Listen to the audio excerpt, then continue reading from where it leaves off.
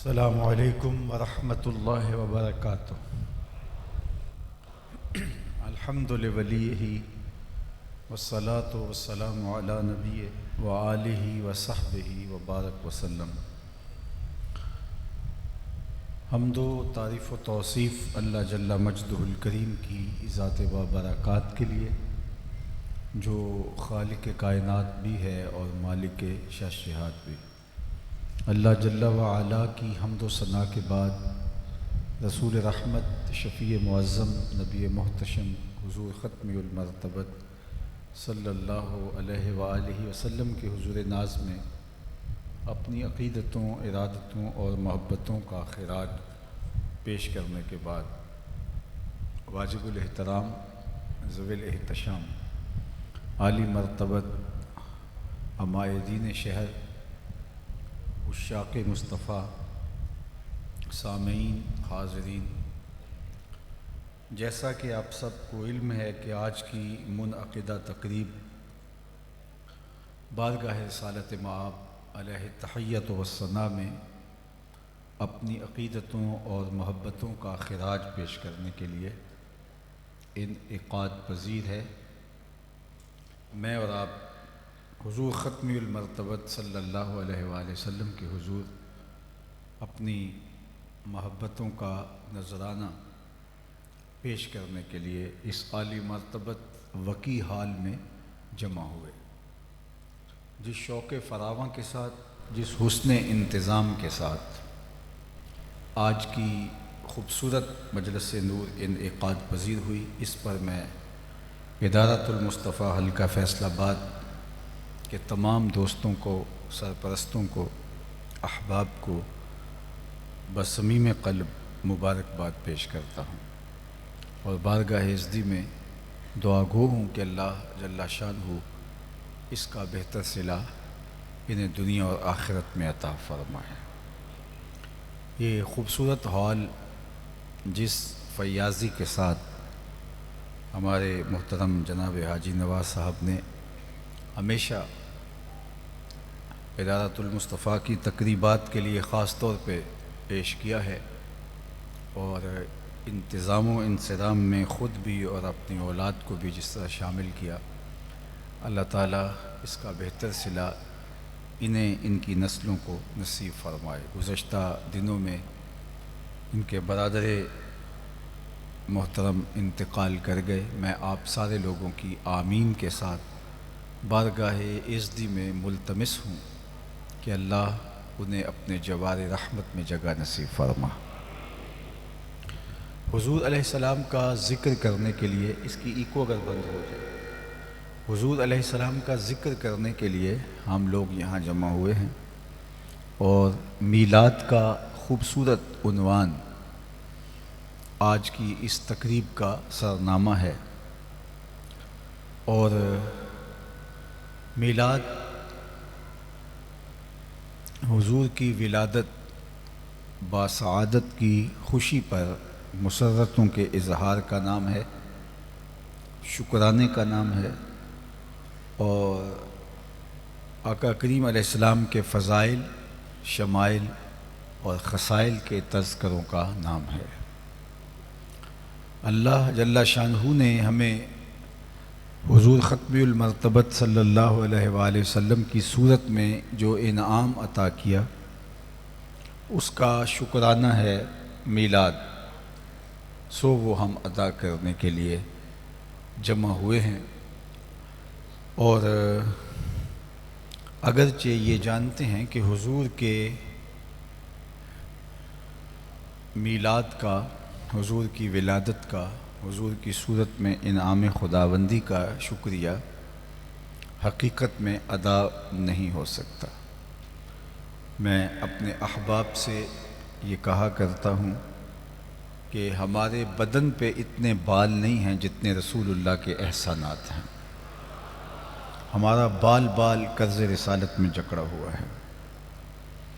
ایک شب کا محفل میلاد کیا، ساری زندگی حضور کے ذکر کا چراغاں کرتے رہیں، ان کے نام کے جھنڈے اٹھا کے ان کے تذکروں کی خوشبو بانٹتے رہیں، پھر بھی حضور کی صورت میں انعام خداوندی کا شکریہ ادا نہ ہو پائے۔ خدا شناسی تو بڑی دور کی بات ہے، ہم خود شناس بھی نہیں تھے، ہمیں اپنے آپ کی بھی خبر نہیں تھی۔ حضور آئے تو ہمیں پتہ چلا کہ ہم کون ہیں۔ خود سے ملاقات بھی ان کی دہلیز پہ آ کے ہوتی ہے، اور اگر ان کا در نصیب نہ ہوتا تو ہم آج بھی اندھیروں میں بھٹک رہے ہوتے، آج بھی ہم ظلمتوں میں ٹھوکریں کھا رہے ہوتے، در بدری کا عذاب سہ رہے ہوتے اگر ہمیں ان کی چوکھٹ نصیب نہ ہوتی۔ مجھے بتاؤ، انسان اشرف المخلوقات ہونے کے باوصف، وَلَقَدْ كَرَّمْنَا بنی آدمہ کا تاج اس کے سر پہ ہے، لیکن یہ مٹی کے بنے مادوؤں، پتھر کے بنے اصنام، لکڑی کے بنے اوثان اور مختلف دھاتوں کے بنے ہوئے بتوں کے چرنوں میں اپنی پیشانی کا تقدس پامال نہیں کرتا تھا، جسے یہ بھی پتہ نہ ہو کہ میں کون ہوں، جو خود شناس بھی نہ ہو وہ خدا شناس کیسے ہوگا، جسے اپنی ذات سے بھی آگہی نہ ہو کہ میں کون ہوں۔ اشرف المخلوقات ہونے کے باوجود یہ درختوں کو پوجتا تھا، حشرات الارض کو اپنا معبود مانتا تھا، اجرام فلکیہ کے آگے سجدہ ریز ہوتا تھا، بلکہ انسان کی تاریخ تو اتنی شرمناک ہے کہ اس نے کیچوؤں کو، سانپوں کو، بچھوؤں کو اور حشرات الارض کو اپنا معبود مانا ہے۔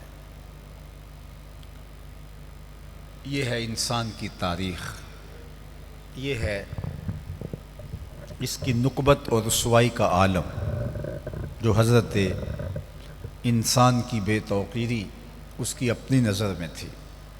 جو چیزیں حضرت انسان کی خدمت کے لیے، اس کی ضرورت کے لیے پیدا کی گئی ہیں، یہ ان چیزوں کو اپنا معبود سمجھ رہا ہے اور اپنا خدا مان رہا ہے، اور ان سے ہاتھ جوڑ کے حاجتیں طلب کر رہا ہے۔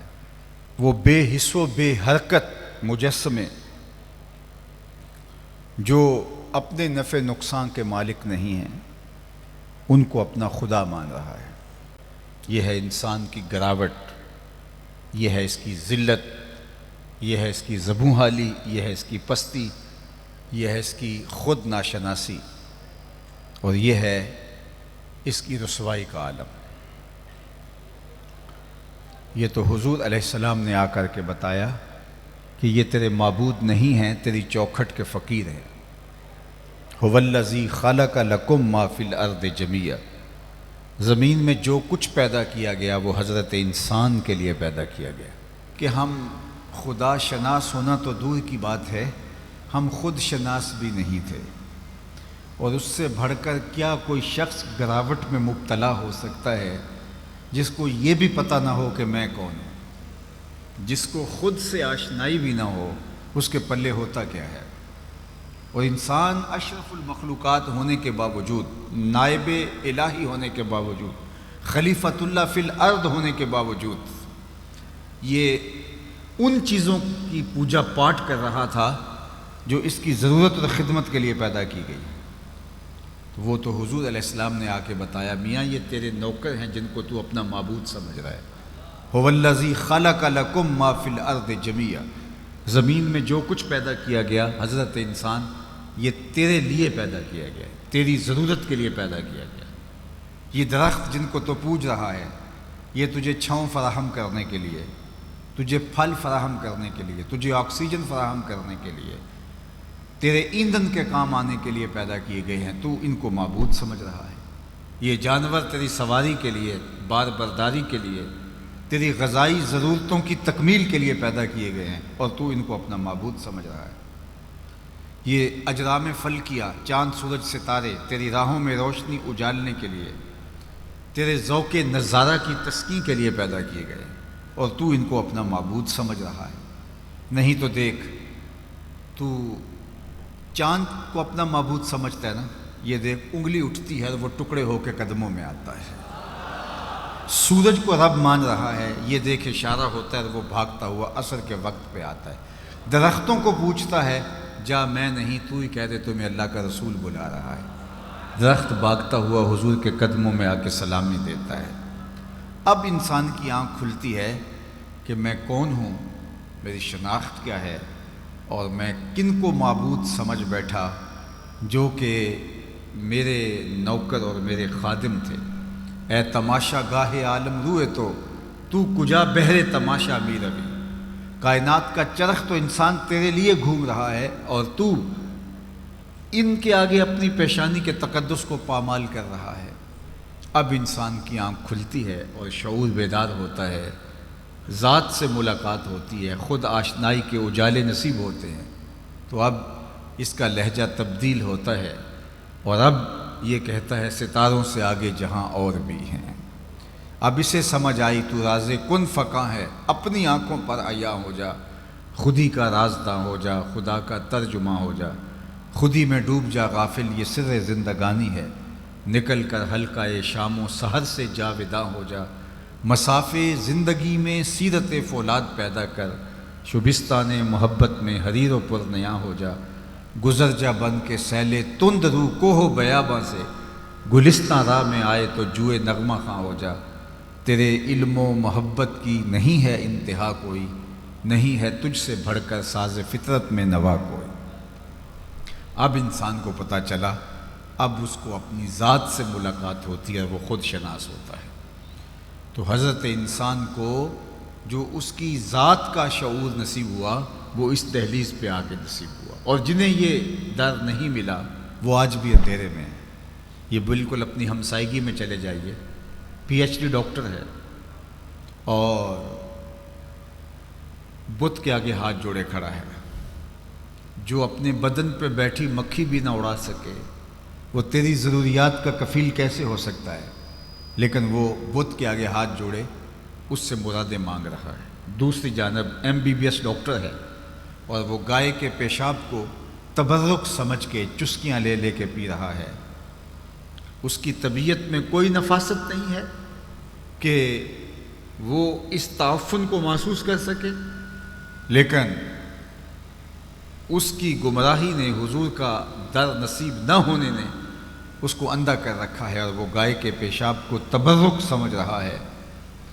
دوسری جانب میں ایک اپنا ذاتی واقعہ شیئر کیا کرتا ہوں کہ ہماری مسجد کی ٹوٹیوں پر ایک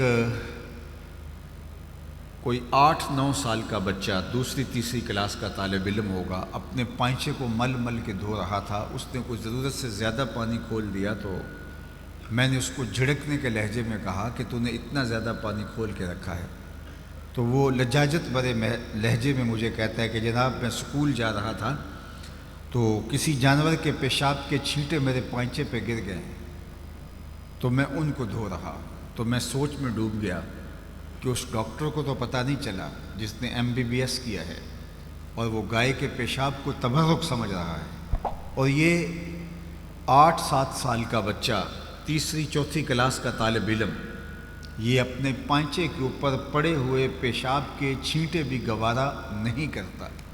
تو میرے اندر سے آواز آئی کہ وہ ہے ڈاکٹر لیکن اس کے ہاتھ میں دامن میرے حضور کا نہیں، اور یہ ہے بچہ ماں نے گٹی میں پیاری حضور کا دیا تھا، اس لیے تقدس اس کی روح تک اتر آیا ہے اور اس کو جانور کے پیشاب کے غیر مری چھینٹے بھی گوارا نہیں ہیں۔ یہ ہے تقدس جو حضور کے نام سے جڑا ہوا ہے اور اس کی روح تک اتر آیا ہے۔ تو زندگی کا جتنا بھی نور ہے، زندگی کا جتنا بھی تقدس ہے، وہ ملتا ہے حضور کی چوکھٹ سے، اور اگر کسی کو یہ چوکھٹ نہیں ملی تو وہ آج بھی ظلمت میں ہے، وہ آج بھی اندھیرے میں ہے۔ زندگی کی جتنی بھی روشنیاں ہیں، جتنے بھی اجالے ہیں اور تقدس ہے اور جمال ہے، وہ انسان کو حضور کی چوکھٹ سے نصیب ہوا۔ اور یہاں مجھے سید سلیم گیلانی مرحوم کا شعر یاد آیا، انہوں نے قلم توڑ دیا، شعر کا حسن دیکھیے۔ نہ خرد کی روشنی تھی نہ جنوں کی آگہی تھی، نہ خرد کی روشنی تھی نہ جنوں کی آگہی تھی، تیری رہبری سے پہلے یہ جہاں جہاں نہیں تھا، تیری رہبری سے پہلے یہ جہاں جہاں نہیں تھا، تیرے آستان سے پہلے کوئی آستان نہیں تھا، میں وہ زمین تھی جس کا کوئی آسمان نہیں تھا۔ تو زندگی کو سارا جمال اور زندگی کو سارا حسن اور ساری خوبصورتی اس پاکیزہ چوکھٹ سے نصیب ہوئی ہے، اس دہلیز سے نصیب ہوئی ہے۔ تو جب ہمیں زندگی کا نور، باطن کا سرور اور اجالے اور روشنیاں اور عقل و خرد، فہم و ادراک کی دولتیں اس ایک دہلیز سے نصیب ہوئی ہیں، تو پھر ہمارا رواں رواں شکریہ ادا کرے گا، ہماری خرد سلامیاں پیش کرے گی، ہمارا شعور وجد میں آ جائے گا اور اس پیارے نبی کی مدح کرنے لگ جائے گا، اور اس کیفیت کو محفل میلاد کہا جاتا ہے۔ آقا کریم علیہ السلام کی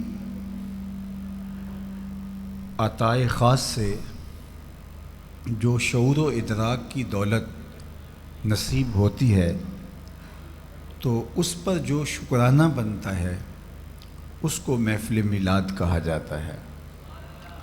اور محفل میلاد عمومی طور پہ 3 عنوانات کو بیان کرنے کا عمل ہے۔ نمبر 1 شمائل، نمبر 2 خصائل، نمبر 3 فضائل۔ تو ایک تو حضور کی صورت بیان کی جاتی ہے جس کو عربی میں شمائل کہا جاتا ہے، اور دوسرا حضور علیہ السلام کے خصائل بیان کیے جاتے ہیں، یعنی حضور علیہ السلام کی سیرت بیان کی جاتی ہے، اور تیسرا میلاد میں حضور علیہ السلام کے فضائل و مناقب بیان کیے جاتے ہیں۔ اور ان 3 چیزوں کو بیان کرنے کا نام کسی مجلس میں میلاد یا محفل میلاد یا عربی میں مولود کے لفظ سے موسوم کیا جاتا ہے۔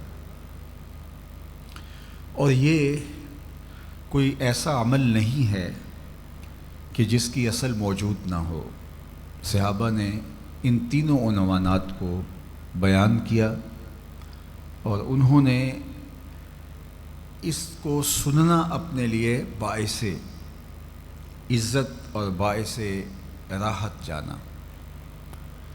حالانکہ صحابی وہ ہوتا ہے جس نے ایمان کی نظر سے حضور علیہ السلام کی زیارت کی ہو، تو جب اس نے دیکھا ہے، لیکن اس کے باوجود صحابہ ایک دوسرے سے پوچھتے تھے کہ ہمیں حضور کا حلیہ بیان کرو، حضور کے شمائل بیان کرو، جبکہ انہوں نے وہ دیدار کا شربت خود پی رکھا تھا، لیکن وہ انہیں کہتے تھے کہ حضور علیہ السلام کا حلیہ ہمیں بیان فرماؤ۔ لیکن صحابہ کو یہ بات تابعین کہتے ہیں، وہ تو ایک نورانی سلسلہ ہے کہ جب صحابی سے کوئی تابعی ملتا تھا تو وہ اس سے یہ پوچھتا تھا کہ ہمیں بتاؤ کہ اللہ کے محبوب علیہ السلام نے حضور کا جو حلیہ مبارکہ ہے، حضور کی صورت نورانی ہے، اس کا ہمیں بیان ارشاد کرو، ہم سننا چاہتے ہیں کہ جن سے ہم محبت کرتے ہیں، جو ہمارے آقا و مولا ہیں، ان کی مبارک صورت کیسی ہے۔ اس پر میں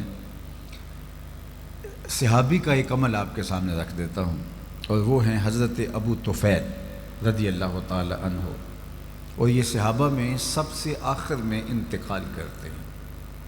عامر بن واصلہ رضی اللہ تعالی عنہ، سن 110 ہجری میں ان کا وصال ہوا ہے، اور حضور علیہ السلام کا وصال ہوا ہے سن 11 ہجری کے آغاز میں۔ تو گویا یہ حضور علیہ السلام کے وصال کے تقریباً 100 سال بعد انتقال پاتے ہیں۔ تو سب سے آخری صحابی حضرت ابو طفیل عامر بن واصلہ رضی اللہ تعالی عنہ تھے۔ حج کا موسم تھا، لوگوں کا ہجوم تھا، تو یہ بھی تشریف لائے اور ایک اونچے ٹیلے پہ کھڑے ہو گئے اور لوگوں سے مخاطبت کرتے ہوئے کہا کہ لوگوں، اس وقت روئے زمین پہ میرے علاوہ کوئی نہیں جس نے حضور کو دیکھا ہو۔ یہ آنکھیں ہیں جنہوں نے جمال محمد عربی دیکھا ہے صلی اللہ علیہ وآلہ وسلم۔ تو آؤ مجھ سے حضور کی باتیں سنو، کیا ناز ہے، کیا فخر ہے کہ میں نے حضور کو دیکھا ہے۔ استاد ابراہیم ذوق نے اپنے شاگردوں سے کہا تھا، یہ آواز ٹھیک ہے، اس کو آگے پیچھے نہ کرنا، اپنے شاگردوں سے کہا تھا، آنے والی صدیاں تم پہ ناز کریں گی اے لوگو، تم نے ذوق کو دیکھا، تم نے ذوق سے باتیں کی ہیں۔ کہا زمانہ تم پہ فخر کرے گا کہ تم نے استاد ابراہیم ذوق کو دیکھا ہے۔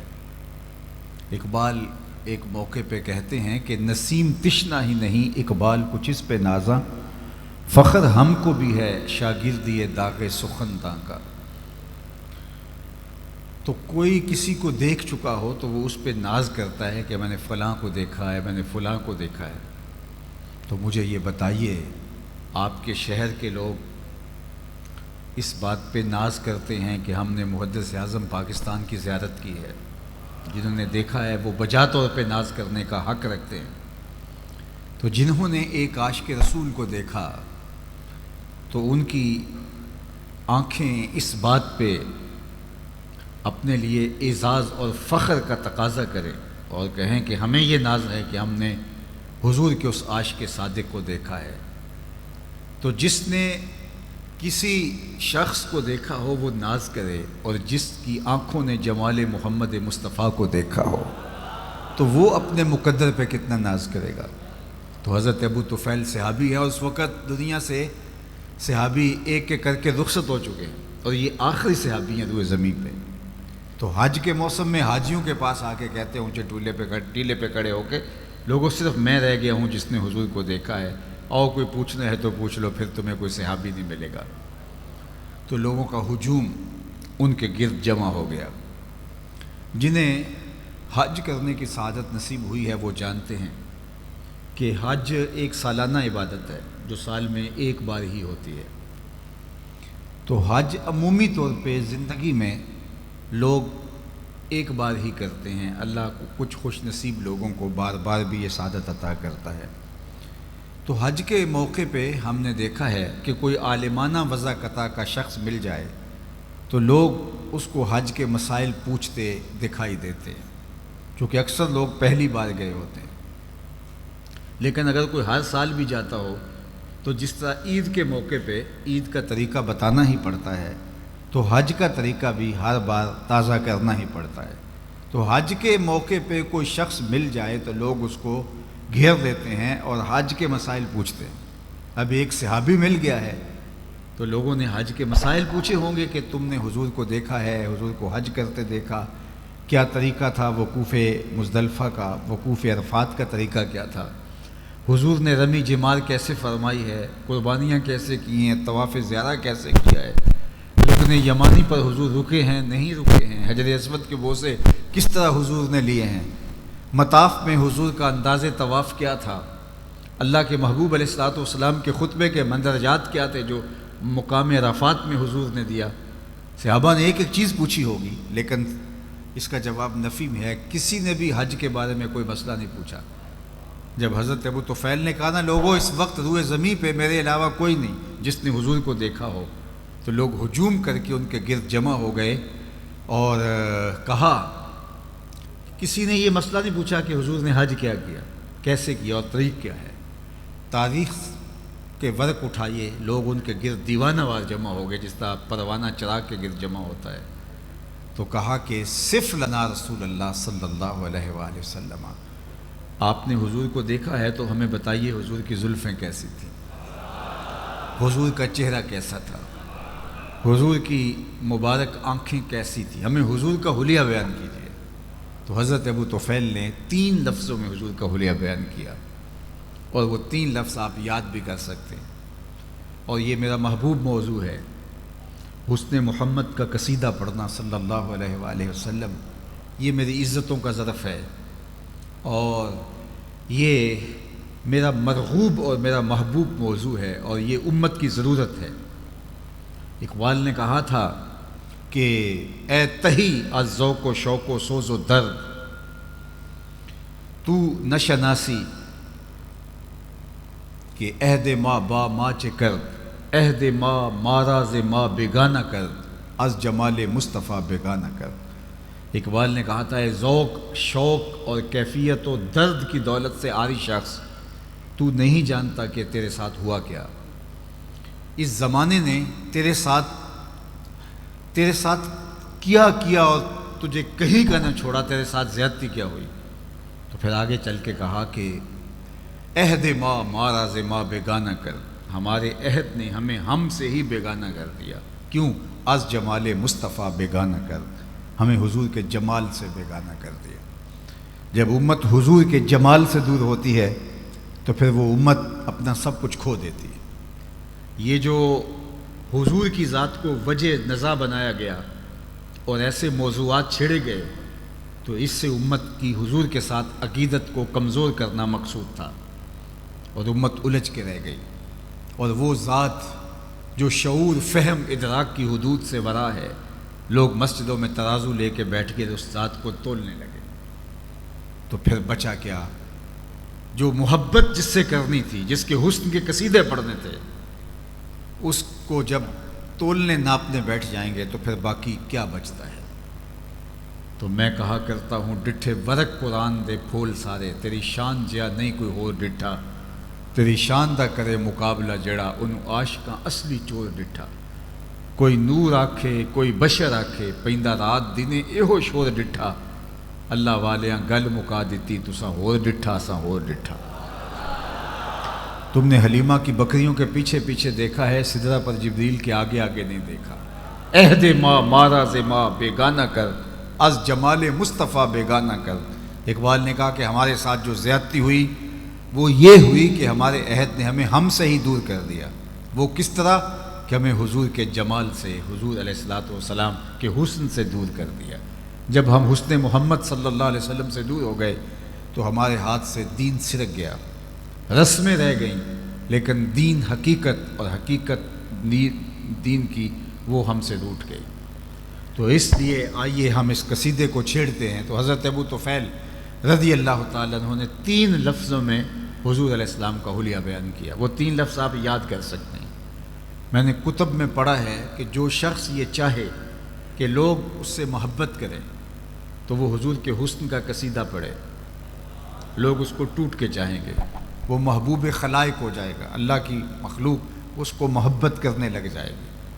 اب طویل قصیدہ حضور کے حسن کا جو اصحاب نے کہا، ام معبد نے کہا، سیدنا علی المرتضیٰ نے کہا، اور حضرت ام سلمہ نے کہا، برا بن عازب نے کہا، اور باقی لوگوں نے کہا، وہ تو ہم یاد نہیں کر پائیں گے، لیکن یہ 3 لفظ ہم میں سے ہر کوئی یاد کر سکتا ہے اگر وہ عزم مصمم کر لے کہ میں نے ان کو یاد کرنا ہے، عربی متن کے ساتھ یاد ہو سکتا ہے۔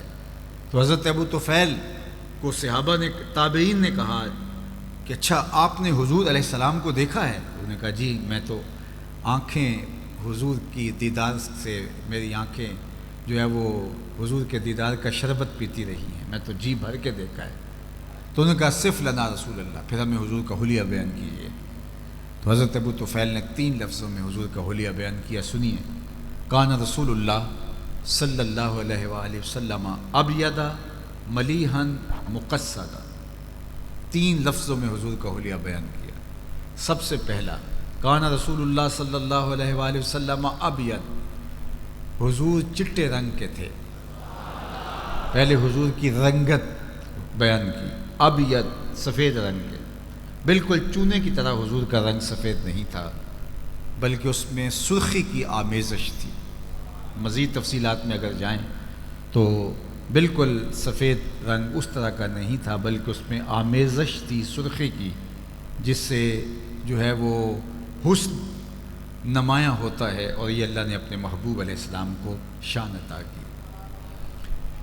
اور آپ اگر میری گفتگو کو غور سے سن رہے ہیں اور آخری شخص تک میری بات پہنچ رہی ہے تو میں آپ کو بتاؤں کہ دادا جو پوتے کا عرفی نام رکھ لیتا ہے اور لاڈ سے اس نام سے پکارتا ہے، عمومی طور پہ دادے کی جان ہوتی ہے پوتے میں، تو وہ اس کا کوئی عرفی نام رکھتا ہے لاڈ سے، پیار سے، نک نیم جسے کہتے ہیں، اور اس سے وہ پکار کر کے خوش ہوتا ہے۔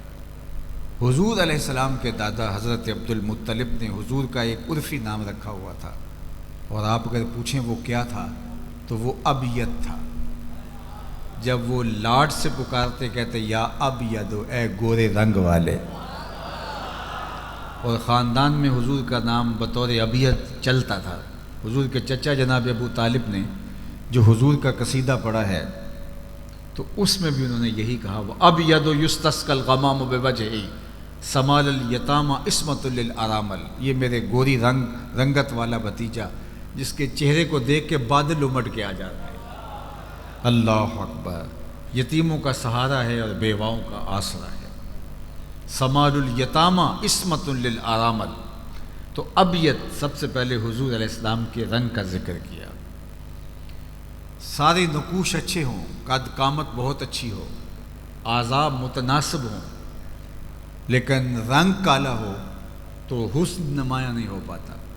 تو سب سے پہلے انہوں نے حضور کے رنگ کو بیان کیا، کان رسول اللہ صلی اللہ علیہ وآلہ وسلم ابیض۔ دوسری بات، ملیحن، حضور کا حسن نمکین تھا۔ ایک ہوتا ہے میٹھا حسن، دیکھو تو تڑپ جاؤ، اور ایک ہوتا ہے ملی حسن، نمکین حسن، دیکھو تو دیکھتے رہ جاؤ۔ خود فرمایا انا املہ و اخی یوسف اصبح، میں نمکین حسن کا مالک ہوں اور میرا بھائی یوسف میٹھا حسن رکھتا تھا۔ حضرت یوسف علیہ السلام کا حسن میٹھا تھا اور حضور کا حسن ملی تھا، نمکین تھا۔ نمکین حسن کے اندر کشش زیادہ ہوتی ہے، ملی کی کشش سبھی سے زیادہ ہوتی ہے۔ اب یہ طے ہے تو حضرت یوسف علیہ السلام کے چہرے سے نقاب ہٹتا تو لوگ تاب نہ لاتے اور ہوش سلامت نہ رہتے، زنان مصر نے انگلیاں تک کاٹ ڈالیں۔ تو یہاں ایسا کوئی واقعہ پیش نہیں آیا، تو یہ بات شاہ عبد الرحیم محدث دہلوی کے، جو شاہ ولی اللہ محدث دہلوی کے والد ہیں، انہوں نے خواب میں حضور سے مل کر کے یہ سوال عرض کیا۔ اور یہ بات ذہن میں رکھیے کہ جس نے خواب میں حضور کو دیکھا اس نے میرے حضور کو ہی دیکھا۔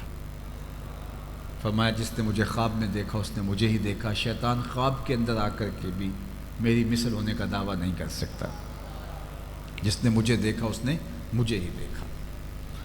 اب شاہ عبد الرحیم محدث دہلوی جو والد ہیں شاہ ولی اللہ محدث دہلوی کے، یہ کہتے ہیں میں نے خواب میں حضور کی زیارت کی اور میں نے حضور سے کچھ سوال کیے، حضور نے ان کے جوابات ارشاد کیے۔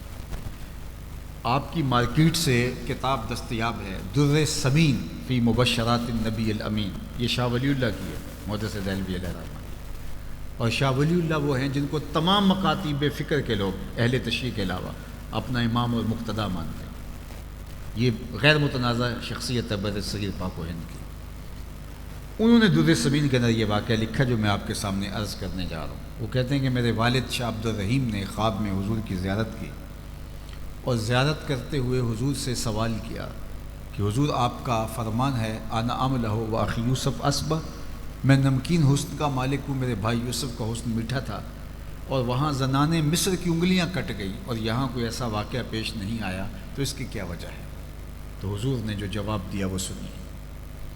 آقا نے جو جواب دیا خواب میں، وہ در ثمین فی مبشرات النبی الامین میں حضرت شاہ ولی اللہ نے لکھا۔ آقا کریم نے فرمایا جمالی مستور عن اعین الناس غیرۃ من اللہ، اے عبد الرحیم، اللہ نے میرے حسن کو لوگوں کی نظروں سے غیرت محبت کی وجہ سے چھپا کے رکھا ہے۔ کوئی محب نہیں چاہتا کہ میرا کوئی محبوب دیکھے۔ یہ محب کی غیرت ہوتی ہے کہ وہ اپنے محبوب کو خود ہی دیکھنا چاہتا ہے۔ قتیل شفائی نے کہا تھا اس حد تلک بڑھ گئی ہے بے اعتمادی کہ تجھ کو تجھ سے بھی چھپانا چاہتا ہوں۔ وہ تو چاہتا ہے وہ آئینہ بھی نہ دیکھے، تو کہا کہ میرے رب نے میرے حسن کو لوگوں کی نظروں سے چھپا کے رکھا ہے۔ جمالی مستور عن اعین الناس غیرۃ من اللہ، یہ اس کی غیرت محبت ہے کہ میرے حسن کو ظاہر نہیں کیا گیا۔ اور صوفیاء کہتے ہیں 70,000 بشریت کے پردے حضور کے جمال پہ ڈالے گئے ہیں۔ اللہ اکبر، اور اگر وہ پردے اٹھ جاتے کوئی حضور کے جلووں کی تاب بھی نہ لا سکتا۔ یہی بہتر ہے کہ وہ پردے میں روح پوش رہے، وہ اگر پردہ اٹھا دے تو کسے ہوش رہے۔ کون تاب لا سکے؟ اور مولانا حسن رضا نے کہا علیہ رحمہ نے، وہ اگر جلوہ کریں کون تماشائی ہو، وہ اگر جلوہ کریں کون تماشائی ہو، اگر وہ رخ سے نقاب ہٹا دیں اور حقیقت محمدیہ کھل جائے تو کون ہے کہ جو ان جلووں کی تاب لا سکے؟ تو جناب یوسف علیہ السلام کا ماجرا کہ ان کا حسن بے نقاب تھا، اور حضور کا حسن 70,000 بشریت کے پردوں میں ملفوف تھا۔ وہاں زنان مصر کی انگلیاں کٹ گئیں تو وہ حسن بے نقاب تھا، اور یہ حسن ملی اس سے کہیں بڑھ کے تھا، لیکن 70,000 پردوں میں ملفوف رہا، اور کسی کی تاب نہیں تھی کہ جو ہے وہ دیکھ لیتا اگر وہ حسن بے نقاب ہوتا۔ لیکن اس کے باوجود بھی حضرت حسان بن ثابت رضی اللہ تعالیٰ عنہ فرماتے ہیں کہ میں ان چند لوگوں میں سے ہوں جو حضور کا حلیہ بیان کرتے ہیں۔ یہ بڑے لطف کی بات ہے جو آپ کو بتانے جا رہا ہوں کہ حضور کو 1,44,000 صحابہ نے دیکھا ہے، لیکن حضور کا حلیہ بیان کرنے والوں کی تعداد 3 درجن سے زیادہ نہیں ہے۔ 34-35 لوگ ہیں جو حضور کا حلیہ بیان کرتے ہیں، جبکہ دیکھا کتنے لوگوں نے ہے؟ 1,44,000 نے۔ تو وہ ایک دوسرے سے پوچھا کرتے تھے بتاؤ حضور کیسے تھے؟ کہا تم نے نہیں دیکھا، کہا دیکھ کر کے بھی نہیں دیکھا۔ تو حضرت حسان بن ثابت کہتے ہیں کہ جو میں حضور کا حلیہ بیان کرتا ہوں، میرے پاس دیکھنے کا ایک طریقہ آ گیا تھا۔ فلما نظرت الی انوارہ فوضعت کفی علی عینی خوفا من ذہاب بصری، میں اپنی آنکھوں پر انگلیاں رکھ کے انگلیوں کی اوٹ سے حضور کا چہرہ دیکھتا تھا کہ حضور کے جلووں کی تابش سے میری آنکھوں کی بینائی نہ جاتی رہے۔ یہ چھپے ہوئے حسن کا عالم ہے، یہ چھپے ہوئے حسن کا عالم ہے۔ اور اگر یہ حسن بے نقاب ہوتا تو پھر کون اس کے جلووں کی تاب لا سکتا؟ تو کہا انا املہ، میں نمکین حسن والا ہوں، وأخی یوسف اصبح، اور میرے بھائی یوسف کا حسن سبی تھا۔ اللہ اکبر۔ اور وہ سبی حسن کی طاقت یہ ہے کہ زنان مصر تاب نہ لا سکی۔ انہوں نے کہا غلام پہ دل ہار گئی۔ جب یہ شہرت پھیل گئی کہ زلیخا دل دے بیٹھی ہے تو لائی تو خرید کے تھے، تو کہا غلام پہ دل ہار بیٹھی۔ تو اب زلیخا نے سوچا کہ اب میں ان کو دلائل دیتی پھروں گی تو کتنی دیر تک دلائل دوں گی، یہ تو نہیں مانیں گے۔ اقبال علیہ رحمہ نے کہا تھا نا کہ تیرا علاج نظر کے سوا کچھ اور نہیں، خرد کے پاس خبر کے سوا کچھ اور نہیں، تیرا علاج نظر کے سوا کچھ اور نہیں۔ اس نے عالی مرتبت خاندانوں کی بیگمات کو اپنے گھر میں بلایا، دعوت کی، ہاتھوں میں ناشپاتیاں دیں اور چھریاں دیں، اور ان کو کھانے کے لیے کہا، اور ادھر جا کے جناب یوسف سے کہا وقال تخرج علیہن، 2 لمحوں کے لیے آ جائے، میری محبت کی لاج رہ جائے۔ اور جناب یوسف رخ سے نقاب سرقا کر کے جب گزرے تو جنہوں نے ناشپاتیاں کاٹ دی تھی وفور شوق میں انہوں نے اپنی انگلیاں کاٹ لی۔ اللہ اکبر۔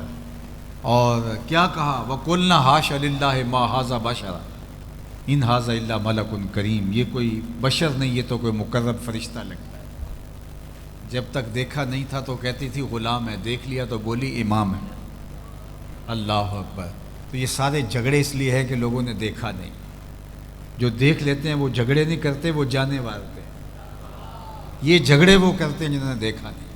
پیر وارث شاہ نے کیا خوب کہا تھا، جنہ ویکھیا نہیں ہو کرن گلاں، جنہ ویکھیا نہیں ہو کرن گلاں، جنہ ویکھیا ہو تے بول دے نہیں، جڑے محرم راز حقیقت دے اور راز حقیقت کھول دے نہیں۔ اس لیے یہ جھگڑے ہیں اس لیے کہ لوگوں نے میرے حضور کو دیکھا نہیں، جنہوں نے دیکھ لیا انہوں نے جانیں مار دی۔ اللہ اکبر۔ تو کہا کان رسول اللہ صلی اللہ علیہ وآلہ وسلم ابیض ملیحن، ان کا حسن ملی تھا۔ حضرت ابو ہریرہ بولتے کل قمر لیلۃ البدر لم ارا قبلہ ولا بعدہ مثلہ، کیا پوچھتے ہو، 14ویں رات کے چمکتے ہوئے چاند کی طرح حضور کا چہرہ تھا۔ اور پھر بولے نہیں نہیں نہیں، یہ تو تمہیں بیان کرنے کے لیے بتایا ہے، حضور جیسا نہ پہلے دیکھا نہ کبھی بعد میں دیکھا۔ اور حضرت حسان بن ثابت کہتے ہیں کہ دیکھتے کیسے، کسی ماں نے جنم دیا ہوتا تو دیکھتے۔ خدا نے وہ سچا ہی پن چھڑیا جہدے وچ محمد نو ٹالیا سی، حسینہ جمیلاں دا منہ موڑ دیتا، محمد بنا کے قلم توڑ دیتا۔ ایسا پیکر تراشا کہ دنیا دیکھتی ہی رہ گئی۔ اللہ اکبر۔ ایسا نورانی پیکر تراشا، ایسا حسین پیکر تراشا کہ زمانے نے جو ایسا نہ پہلے دیکھا نہ بعد میں دیکھا۔ اللہ اکبر، لکھاں آئے لوگ زمانے تے محبوب خدا جا کوئی نہیں، لکھاں سونے بن بن بیندے نے او دی خاک پا جا کوئی نہیں۔ اللہ نے جو جمال دیا، جو خوبصورتی دی، جو حسن دیا، جو چہرے کے اوپر چمک دھمک عطا کی، اللہ اکبر، وہ حضور کی ہی شان تھی۔ حضرت ام المومنین سیدہ عائشہ رضی اللہ تعالیٰ عنہ چرخہ کاٹ رہی تھی، اور حضور اپنے گھر کا کام کاج خود اپنے ہاتھوں سے کر لیتے تھے۔ تو حضور کسی کام میں لگے تھے کہ حضور کی مبارک پیشانی پر پسینے کے قطرے نمودار ہوئے، اور جب حضور کے رخ نور پر پسینے کے قطرے نمودار ہوئے تو یہ چرخہ کاٹتے کاٹتے رک گئی۔ تو جب آواز ختم ہوئی، یہ ایسی کھوئی نہ حضور کے چہرہ نور پر دیکھتے دیکھتے کہ انہیں چرخہ بھول گیا۔ تو حضور علیہ السلام اپنے دھیان میں کام کر رہے تھے، تو جب دیکھا چرخے کی آواز بند ہو گئی تو حضور نے دیکھا تو عائشہ رک کے ٹک ٹکی باندھ کے حضور کے چہرے کو دیکھ رہی ہیں۔ تو حضور نے کہا عائشہ کیا ہوا؟ تو حضرت ام المومنین نے کہا حضور آج اگر ابو کبیر الحزلی ہوتا تو اسے اپنے شعر کا مصداق آپ کا چہرہ دکھائی دیتا، جس میں اس نے اپنے محبوب کے رخساروں پر جو ہے وہ شبنمی قطروں کا ذکر کیا ہے۔ تو یہ حضور علیہ السلام کی مبارک پیشانی اور حضور علیہ السلام کا رخ نور، بلکہ حضور بھی جانتے تھے کہ عائشہ حسن شناس ہے، اور آقا کریم علیہ السلام سے جس طرح ام المومنین پیار کرتی تھی، تو ایک دن حضور نے بھی کالے رنگ کی چادر کی بکل کی اور حضور تشریف لائے، اور ام المومنین موجود تھیں۔ تو حضور نے کہا کیف ترینی یا عائشہ، عائشہ بتاؤ آج کیسا لگ رہا ہوں، آج حسن خود ناز میں آ گیا ہے۔ اللہ اکبر، کیف ترینی یا عائشہ، عائشہ کیسا لگ رہا ہوں؟ تو ام المومنین نے جو جواب دیا وہ بھی سنیے۔ سیدہ عائشہ نے کہا حضور چادر کی سیاہی نے آپ کے چہرے کی سفیدی کو نکھار دیا، اور آپ کے چہرے کی سفیدی نے آپ چادر کی سیاہی کو نکھار دیا۔ وہ حسن تھا حضور کا، کل قمر لیلۃ البدر لم ارا قبلہ ولا بعدہ مثلہ۔ کہا کیا پوچھتے ہو، 14ویں رات کے چمکتے ہوئے چاند کی طرح میرے حضور تھے۔ اور حضرت احسان بن ثابت کہتے ہیں نہیں تم نے کیا دیکھا کہ خدا نے تو اس جیسی شکل ہی کسی کی نہیں بنائی۔ اللہ اکبر، وہ ایسا نور برستا تھا چہرے سے، ایسے انوار پھوٹتے تھے۔ اذا ضحک یتلالأ فی الجدر، جب حضور مسکراتے تھے تو حضور کے چہرے سے نکلنے والی شعاؤں سے اطراف کی دیواریں چمکنے لگتی۔ حضرت انس بن مالک رضی اللہ تعالیٰ عنہ فرماتے ہیں کہ میں 7 یا 8 سال کی عمر کا تھا جب حضور مکے سے ہجرت فرما کے مدینہ تشریف لائے، اور جب حضور کا وصال ہوا تو اس وقت میری عمر 17 یا 18 سال تھی۔ تو کہتے ہیں کہ جب حضور تشریف لائے مدینہ المنورہ میں تو میں 7 اور 8 سال کا تھا، اور لوگ حضور کو دیکھنے کے لیے گئے تو میں بھی گیا۔ تو حضرت انس بن کعب کہتے ہیں میں نے اس دن سے روشن دن زندگی میں کبھی نہیں دیکھا، اور دوسری بات کہتے ہیں کہ حضور کے مبارک چہرے سے جو نور نکلتا تھا مدینے کی کچی دیواروں پر اس کی روشنی پڑتی تھی۔ اللہ اکبر۔ ابن ماجہ کے شارح نے لکھا کہ ایک تو ہوتا نا کہ ویسے ہی مانوی روشنی کی بات کر، یا جناب آپ آ گئے تو محفل میں نور آ گیا، اس سے تر و تازگی اور روشنی مراد ہوتی ہے، تر و تازگی مراد ہوتی ہے، فرحت اور روحانیت مراد ہوتی ہے۔ لیکن ابن ماجہ کے شارح لکھتے ہیں کہ ایسا نہیں تھا کہ حضور کے آنے سے ایک رونق آ گئی اور اس کو انہوں نے نور کہا نہیں، لوگوں نے واقعی اپنی آنکھوں کے ساتھ مدینے کی دیواروں پر حضور کے چہرے سے نکل کر عکس پڑھتے ہوئے دیکھا تھا، اور حضور کے چہرے سے پڑھنے والے عکس سے مدینے کی کچی دیواریں بھی روشنیاں بانٹ رہی تھیں۔ یہ حضور کے چہرے کے اجالے تھے، یہ حضور علیہ السلام چہرے کا نور تھا۔ ایک صحابی تھے قتادہ بن ملحان رضی اللہ تعالیٰ عنہ، ایک دن گزرے تو حضور علیہ السلام کو ان کو پیار آ گیا، تو آقا کریم نے اپنے دونوں ہاتھ اور ہتھیلیاں قتادہ بن ملحان کے چہرے پہ پھیر دیں، اور ان کا چہرہ روشن ہو گیا۔ اب سنیے، ایک صحابی ہیں وہ فرماتے ہیں کہ میں قتادہ بن ملحان کو ملنے گیا، حضور کے وصال کے بعد کی کہانی ہے، اور وہ بہت بیمار بھی تھے اور بوڑھے بھی تھے۔ کہتے ہیں میں ان کو ملنے گیا تو وہ چارپائی پہ بیٹھے ہوئے تھے، اور میں ان کی پائنتی کی جانب بیٹھ گیا اور میرا رخ ان کے چہرے کی طرف تھا اور ان کا رخ جو ہے وہ میری طرف تھا، تو ان کے گھر سے کوئی فرد گزرا تو ظاہر ہے کہ میری تو پشت تھی ادھر، میں تو قتادہ بن ملحان کے چہرے کی طرف دیکھ رہا تھا اور گزرنے والا میری پشت سے ان کے گھر کا کوئی شخص گزرا، حضرت قتادہ بن ملحان کا چہرہ حضور کے ہاتھوں کے لگنے سے اتنا روشن ہو گیا تھا، وہ فرماتے ہیں فَأَبْصَرْتُهُ فِي وَجْهِ قتادہ، میں نے اس گزرنے والے کے عکس کو حضرت قتادہ کے چہرے میں دیکھ لیا۔ اللہ اکبر، جن کے ہاتھوں کے لمس سے چہرے آئینے کی طرح روشن ہو جائیں، ان کے اپنے چہرہ نور کی صورت اور عالم کیا ہوگا۔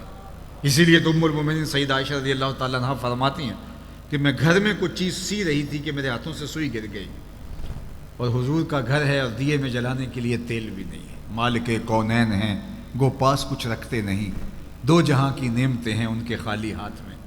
تو کہا حضور کے گھر میں دیے میں جلانے کے لیے تیل بھی نہیں، اور میں پریشان تھی کہ اب یہ گمی ہوئی سوئی کیسے ملے گی، اتنے میں حضور تشریف لے آئے۔ تو آپ سنیے ام المومنین کیا کہہ رہی ہے، فَتُبُيَّنَتِ الْعِبْرَةُ بِشُعَاعِ نُورِ وَجْهِهِ، کہتی ہیں جو ہی حضور تشریف لائے حضور کے چہرے سے اتنیاں روشنیاں نکلی، اتنے اجالے پھوٹے کہ میں نے گمی ہوئی سوئی کو تلاش کر دیا۔ یہ چمک اور دھمک تھی اس چہرے کی کہ وہ چہرہ نور بانٹتا تھا، وہ چہرہ اجالے بانٹتا تھا۔ کل قمر لیلۃ البدر لم ارا قبلہ ولا بعدہ مثلہ، اللہ اکبر، کہا میں نے ان جیسا نہیں دیکھا، نہ کبھی پہلے دیکھا نہ بعد میں دیکھا، مکھ چند بدر شاہ شانی ہے، متھے چمک دی لاٹ نورانی ہے، کالی زلف تے اکھ مستانی ہے، مخمور رکھی ہیں مد بھریاں۔ اور میرے امام نے کہا کہ بلبل نے گل ان کو کہا، کمری نے سروے جاں فضا۔ بلبل کی ان منتہائے پرواز تو یہی ہے کہ وہ کسی کو پھول کہہ دے، پھول سے آگے بلبل سوچ بھی نہیں سکتی، لیکن اس نے بھی پھول کہہ دیا۔ ذرا شعر کا حسن دیکھیے، بلبل نے گل ان کو کہا، کمری نے سروے جاں فضا، حیرت نے جھنجھلا کر کہا یہ بھی نہیں وہ بھی نہیں، خورشید تھا کس زور پر کیا بھڑ کے چمکا تھا قمر، بے پردہ جب وہ رخ ہوا یہ بھی نہیں وہ بھی نہیں۔ وہ جمال، وہ حسن، وہ خوبصورتی اللہ نے اپنے محبوب کے چہرہ انور کو عطا کی۔ تو فرمایا ملیحن، اور تیسری چیز فرمائی مقصدہ، حضور متوازن تھے، اور یہ بہت کمال حضور کے حسن کا ایک نمایاں پہلو ہے۔ چیزوں کا توازن حسن ہوتا ہے۔ کسی کا پیٹ اٹھا ہوا ہو اور جو ہے وہ سینہ پیچھے کی طرف ہو تو اچھا بھلا انسان اپنی خوبصورتی کھو دیتا ہے، اور پیٹ بہت زیادہ چپکا ہوا ہو تو پھر بھی خوبصورتی وہ نہیں رہتی۔ تو بہترین توازن کیا ہے؟ سینہ اور پیٹ دونوں برابر ہوں، یہ ہے توازن۔ اب سنیے حضور کا توازن، کان رسول اللہ صلی اللہ علیہ وآلہ وسلم سواء الصدر والبطن، حضور کا سینہ اور پیٹ دونوں برابر تھے۔ قد بہت لمبا ہو تو وہ بھی عجیب لگتا ہے، پست قامتی بھی عیب ہے، لیکن سنو حضور کا حسن، کان رسول اللہ صلی اللہ علیہ وآلہ وسلم لیسا بالطویل الممغط ولا بالکثیر المتردد، حضور کا قد لمبا بھی نہیں تھا، حضور کا قد چھوٹا بھی نہیں تھا، درمیانی قد و قامت، درمیانی سے تھوڑی سی اٹھتی ہوئی۔ لیکن سنو جو دوسری کہانی ہے، حضور کا قد لمبا نہیں تھا، حضور پست قامت بھی نہیں تھے، حضور کی قد و قامت متوازن تھی، اور اونچے اونچے قد کے لوگ مجمع صحاب میں موجود ہوتے تھے، حضرت عباس، حضرت عمر، لیکن حضور جب موجود ہوتے، اللہ اذا جامع الناس غمرہم، حضور کا قد لمبا نہیں تھا، لمبے لمبے قد والے لوگ کھڑے ہوتے اور مجلس میں موجود ہوتے، لیکن حضور تشریف لاتے تو حضور کے کندھے لوگوں کے سروں سے اونچے دکھائی دیتے۔ قد لمبا نہیں تھا لیکن اٹھتا ہوا قد حضور کا ہی دکھائی دیتا۔ اللہ اکبر، یہ حسن تھا، یہ حضور کا جمال تھا۔ ابل الذرائین والسعدین والزندین، ہاتھ، کلائیاں، بازو سب اعتدال کے ساتھ حسین۔ اللہ اکبر، کان رسول عظیم الہامہ، حضور کا سر انور موزونیت کے اعتبار سے بڑا اور خوبصورت تھا، آنکھیں سرمگی تھیں، بال مکمل گنگریالے بھی نہیں تھے، بالکل سیدھے بھی نہیں تھے، بلکہ تھوڑا سا خم لیے ہوئے تھے۔ توازن، ہر معاملے میں حضور کا توازن اللہ نے اپنے محبوب کو عطا فرمایا، اور یہ حسن اللہ نے اپنے محبوب کو عطا فرمایا۔ یہ باب ہے حضور کے حسن کا اور یہ میلاد کا عنوان ہے۔ ایک حدیث آپ کے سامنے رکھی اور مضمون اگر اسی پر آگے لے کر کے جائیں تو یہ عنوان ہی ایسا ہے کہ انسان کی حیرتوں کی انتہا جو ہے وہ یہاں ہے کہ میں کیا کہوں اس حسن مجسم کے بارے میں۔ اعظم چشتی نے قلم توڑ دیا کہ سمجھا نہیں ہنوز میرا عشق بے ثبات، سمجھا نہیں ہنوز میرا عشق بے ثبات، تو کائنات حسن ہے یا حسن کائنات۔ شعر کا حسن دیکھیے، حضور کا ذکر آیا تو شعر میں حسن آ گیا، تو ذرا شعر کا حسن اور جمال دیکھیے۔ سمجھا نہیں ہنوز میرا عشق بے ثبات، کہا کہ میرا عشق بے ثبات ہے، تیرا حسن فراواں ہے۔ حافظ شیرازی نے کبھی کہا تھا نا کہ ز عشق ناتمام ماں جمال یار مستغنیست، بآب و رنگ و خال و خط چہ حاجت روح زیبارا۔ ہمارے ناتمام عشق، ہمارے ادھورے عشق سے اس کا حسن بے نیاز ہے۔ ہمارے عشق ادھورے ہیں، ہمارے عشق پورے نہیں ہیں، ناتمام عشق اور اس کا حسن مکمل، تو پھر جو نامکمل عشق ہے وہ حسن مکمل کی تصویر کھینچ کیسے سکے؟ کوئی ایسی دوربین ایجاد نہیں ہوئی جو اس کو احاطے میں لے آئے، کوئی ایسا کیمرہ ایجاد نہیں ہوا جو اس حسن کو جو ہے وہ کیپچر کر سکے، اس لیے کہ ہمارے کیمرے نامکمل ہے، وہ حسن فراواں ہے، اس چکا چوند کو ہمارے تخیل کے کیمرے کبھی بھی جو ہے عکس بند نہیں کر سکتے۔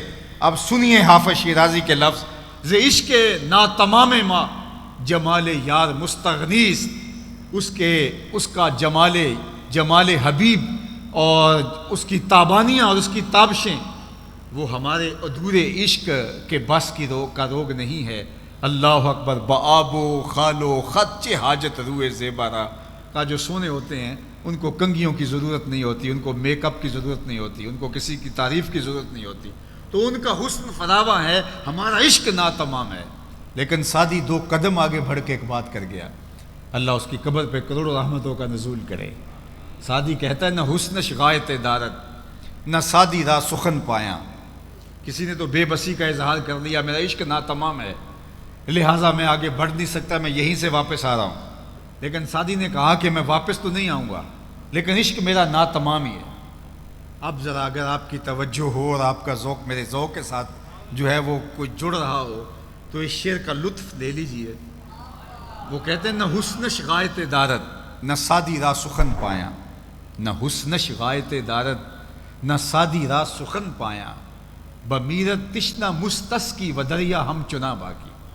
یہ جس کو بیماری ہو جائے استسقاء کی، تو جتنا مرضی اس کو پانی پلا دیں تو وہ شراب نہیں ہوتا۔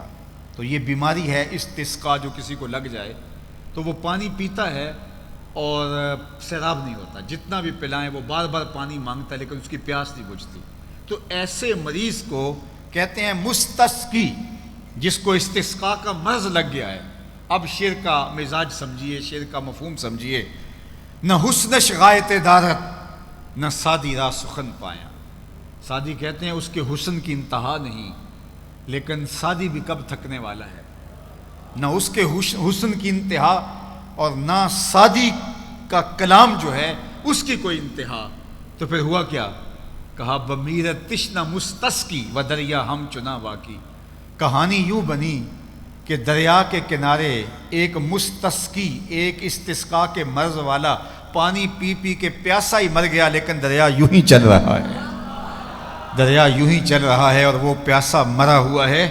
اور کتنے پیاسے اس دریا کے کنارے سیراب ہو کے لیکن پھر بھی سیراب نہ ہوئے، اور کوئی ادھر گرا ہے کوئی ادھر گرا ہے، وہ دریا ہم چنا باقی، لیکن دریا ایسے ہی جاری ہے۔ اس لیے ہم تو آگے بڑھ نہیں سکتے۔ اور یہاں غالب نے قلم توڑتے ہوئے کہا، غالب ثنائے خواجہ بیزداں گزاشتیم، کہاں ذات پاک مرتبہ دان محمد است۔ غالب جب ہمارے بس کا روگ نہیں ہے تو ہم کیوں بات کریں، وہ جانے اور اس کا کام جانے۔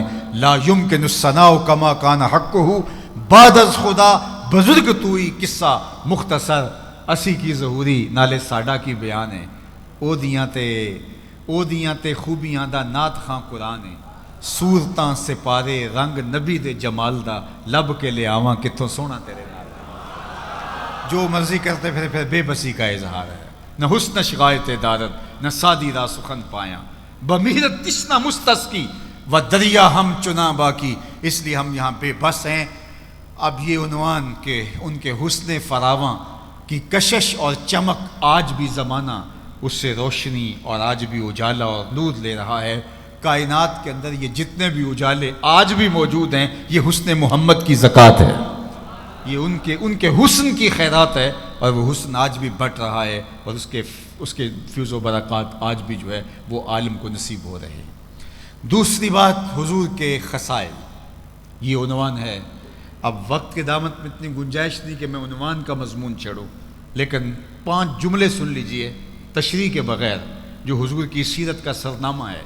اور یہ بخاری شریف اور باقی کتب تواریخ اور سیر کے اندر موجود ہے، لیکن یہ روایت کس نے کی ہے، یہ کس کے کلمے ہیں؟ یہ سیدہ حضرت خدیجۃ الکبریٰ رضی اللہ تعالی عنہا کی رائے ہے حضور علیہ السلام کے بارے میں. یہ ہے حضور کی سیرت کا آئینہ. حضور کی سیرت کا ایک آپ شمع دیکھنا چاہیں، حضور کی سیرت کا ایک عنوان دیکھنا چاہیں تو صرف یہ 5-6 عنوان دیکھ لیجئے. جب پہلی وحی نازل ہوئی اور حضور علیہ السلام پر ایک کیفیت طاری ہوئی، اور حضور جب گھر آئے اور کہا زملونی، مجھے چادر اڑا دو، مجھے سردی کا احساس ہے، تو ام المومنین نے حضور کو تسلی دیتے ہوئے جو 5 یا 6 جملے کہے تھے. بعض روایات میں 5 ہیں، بعض روایات میں 6 ہیں. وہ جملے کیا تھے؟ انہوں نے کہا کلا واللہ لا یخزیک اللہ ابدا، اللہ کی قسم آپ کا رب آپ کو کبھی بھی بے آبرو نہیں ہونے دے گا. آپ کا رب آپ کو کبھی بھی بے آبرو نہیں ہونے دے گا. کیوں؟ اب سن لیجئے، یہ حضور کی سیرت کے 5 نمایاں پہلو ہیں، اور یہ ہم سنیں بھی. میں اس کی تشریح میں نہیں جانے کا، وقت چونکہ سمٹ گیا، لیکن میں چاہوں گا کہ سنتے سنتے میں اور آپ اپنا جائزہ لیں کہ کیا ہم نے اپنے نبی کی محبت میں اپنے اندر یہ 5 وصف پیدا کر لیے ہیں. اگر کر لیے ہیں تو ہمیں مبارک ہو، اور اگر نہیں کیے تو آج کی اس مجلس کے اندر میں اور آپ عہد کر کے اٹھیں کہ مالک تیرے محبوب علیہ السلام کی سیرت کے یہ 5 نمایاں پہلو ہم اپنے اندر پیدا کرنے کی کوشش کریں گے. مدد تو کرنا. اور میلاد رسول میں ہم یہ دعا مانگ رہے ہیں، اللہ حضور کی سیرت کے یہ 5 وصف ہمارے سینوں کے اندر ڈال دے اور ہماری طبیعتوں کے اندر ان کو راسخ کر دے. تو انہوں نے کہا کلا واللہ لا یخزیک اللہ ابدا، آپ کا رب آپ کو کبھی بھی پریشان نہیں ہونے دے گا، بے آبرو نہیں ہونے دے گا. کیوں؟ انک لتصل الرحم وتحمل الکلہ وتکسب المعدوم وتقری الضیف وتعین علی نوائب الحق. یہ 5 خوبیاں حضور کی انہوں نے بیان کی. سب سے پہلی، انک لتصل الرحم، آپ رشتہ داروں کے ساتھ سلوک اچھا کرتے ہیں. یہ حضور کی سیرت کا نمایاں پہلو جو ام المومنین نے حضور کے سامنے بیان کیا وہ یہ تھا، انک لتصل الرحم، آپ صلہ رحمی کرتے ہیں، رشتہ داروں کے ساتھ آپ کا سلوک بہت اچھا ہے. دوسری بات، وتحمل الکلہ، جس کا کوئی بوجھ اٹھانے والا نہیں اس کا بوجھ آپ اٹھاتے ہیں. تیسری بات، وتکسب المعدوم، جس کا کوئی کمائی کرنے والا نہیں ہے اس کی ضرورت کو آپ پورا کرتے ہیں.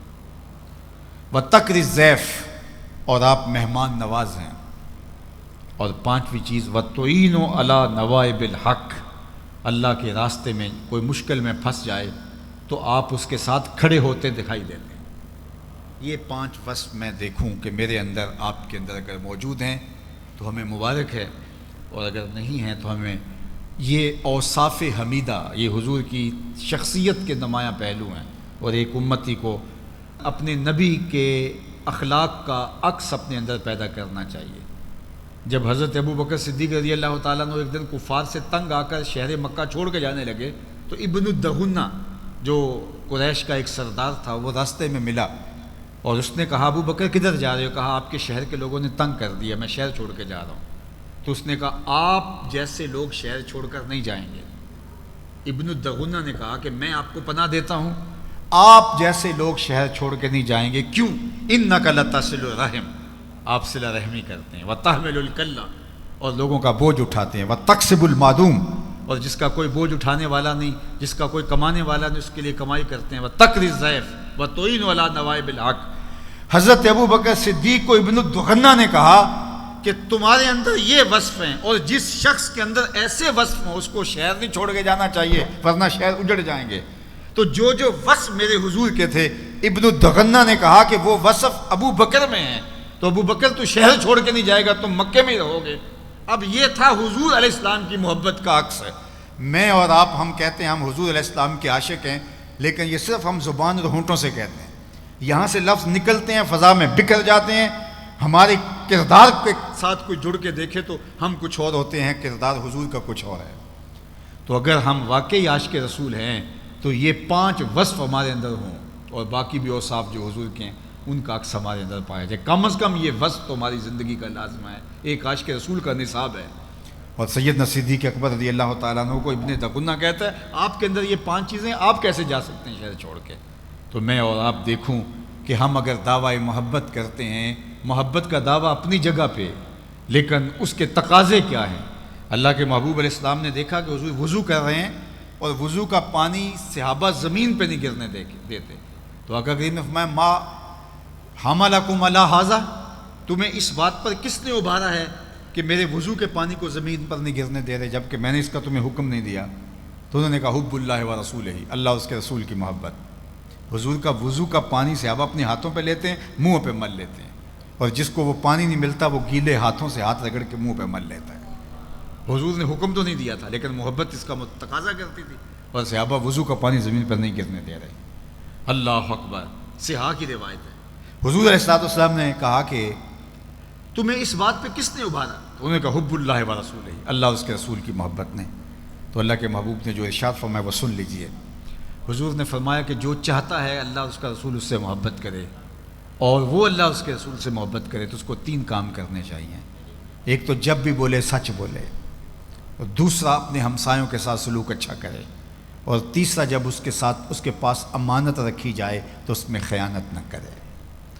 یعنی تمہارا وہ عمل کہ تم میرے وضو کے پانی کو زمین پر گرنے نہیں دیتے، تمہارا یہ عمل بہت اچھا ہے، لیکن یہ نہیں کہ اس عمل پر ہی تمہارا فوکس رہے اور تم ہمسایوں کے حقوق پامال کر بیٹھو۔ تمہارا فوکس اس عمل پہ رہے کہ میرے پانی کو زمین پر نہیں گرنے دیتے، لیکن تمہاری زبان سے جھوٹ نکل جائے۔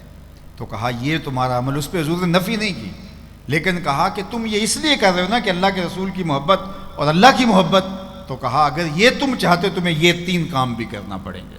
تو جھنڈیاں لگاؤ، میں اس کا انکار نہیں کرتا، چراغاں کرو، میں اس کا انکار نہیں کرتا، آپ اپنی گلیوں کو سجاؤ، آراستہ کرو، یہ تمہیں اجازت ہے، لیکن کبھی ہمسایوں کے حقوق پامال نہ ہونے دینا۔ بلکہ میں ایک بات کہوں، شاید میرے کچھ ہم مسلک مجھ سے ناراض بھی ہو جائیں، لیکن میں آپ کو کہوں کہ اگر اس بار آپ چراغاں نہیں کر سکتے اور آپ کے محلے کے اندر کچھ لوگوں کا میٹر اس لیے کٹ رہا ہے کہ وہ بل دینے کی اہلیت نہیں رکھتے، تو آپ چراغاں کرنے کی بجائے ان کا بل دے دیں تو اللہ کے رسول زیادہ خوش ہوں گے۔ یہ تمہیں کرنا ہوگا، لوگوں کی ضرورتوں کا خیال، چراغاں بھی کریں اور بل بھی دیں، یہ تو بہت اچھی بات ہے، لیکن آپ کے اختیار میں اگر ایک چیز ہے تو آپ اگر یہ کر لیں تو حضور کی خوشنودی کا سبب ہو سکتا ہے۔ بلکہ میں نے تو ایک زمانے میں کہا تھا کہ جتنا جو ہے وہ چھت بنا کر کے مختلف گوٹے اور تاروں کی جتنے پیسے آپ گلی کے اوپر لگاتے ہو، تھوڑے سے پیسے اور ڈال کر کے اگر نیچے والی گلی پکی کر دو تو یہ تو صرف 10 دن کے لیے ہے اور وہ پوری عمر کے لیے ہے، تو میلاد والا رسول تم سے زیادہ خوش ہوگا۔ تو ہم نے یہ دیکھنا ہے، ہر پہلو سے دیکھنا ہے۔ لازمی نہیں ہے کہ ایک بندہ بات کر رہا ہو، درست کر رہا ہو، آپ کا عشق ضروری اس کے اوپر فتوے لگا رہا ہو، اس کو سوچ بھی لو کہ جو کہہ رہا ہے وہ سچ کہہ رہا ہے، درست کہہ رہا ہے، اور حالات کو پوری طرح سے نگاہ میں رکھ کے کہہ رہا ہے۔ اس لیے جو ہے وہ اپنے بنیروں کو ضرور سجاؤ، لیکن اگر آپ کی ہمسائیگی کے اندر اندھیرا ہے تو اس اندھیرے کو دور کرنے کی کوشش کرو، حضور خوش ہوں گے۔ اِنَّکَ لَتَصِلُ الرَّحِمَ وَتَحْمِلُ الْكَلَّ وَتَكْسِبُ الْمَعْدُومَ وَتَقْرِي الضَّيْفَ وَتُعِينُ عَلَىٰ نَوَائِبِ الْحَقِّ۔ تیرے اوصاف کا ایک باب بھی پورا نہ ہوا، زندگیاں ختم ہوئیں اور قلم ٹوٹ گئے۔ وآخر دعوانا ان الحمدللہ۔